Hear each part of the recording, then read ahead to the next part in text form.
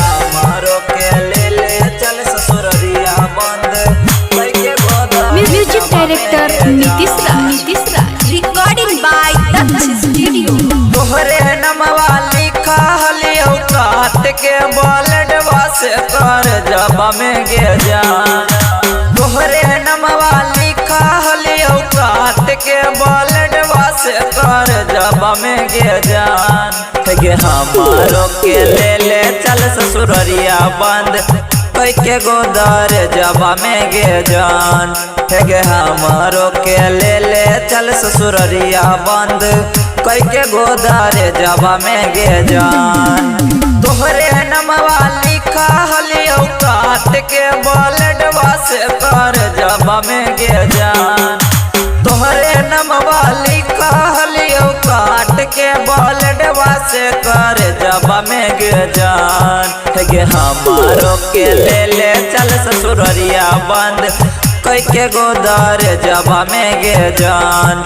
गे हमारो के ले ले चल ससुररिया बंद के गोदार जबा में गे जान। गे हमारो के ले ले चल ससुररिया बंद के गोदार म्यूजिक डायरेक्टर नीतीश राज।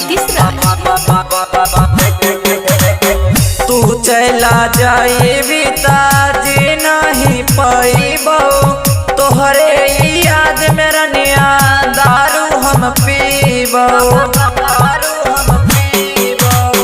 तू चला जाई ताजी नहीं पैबो तोहरे याद में रनिया दारू हम पीबो। घूम रही बैठ के दोनों एक साथ बर जबा में गे जान। गे हमारो के ले ले चल ससुररिया बंद के गोदर जबा में गे जान। गे हमारो के ले ले चल ससुररिया बंद के गोदर जबा में गे जान। म्यूजिक डायरेक्टर नीतीश राज। तोहरा बिना ये जिंदगी रहता अधूरा जाए से पहले तो मर देना छोरा मर देना छोरा।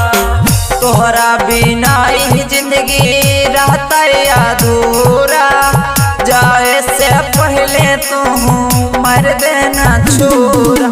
बीसू के छोरी मजा ले बिटुआ संगे से जबा पर गे जा। अब निसके छोरी मजा ले तू किटुआ संगे से जबा पर गे जान।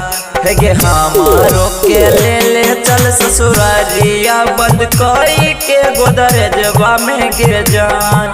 गे हमारो के ले ले चल ससुररिया बंद के गोदर जबा में गे जान।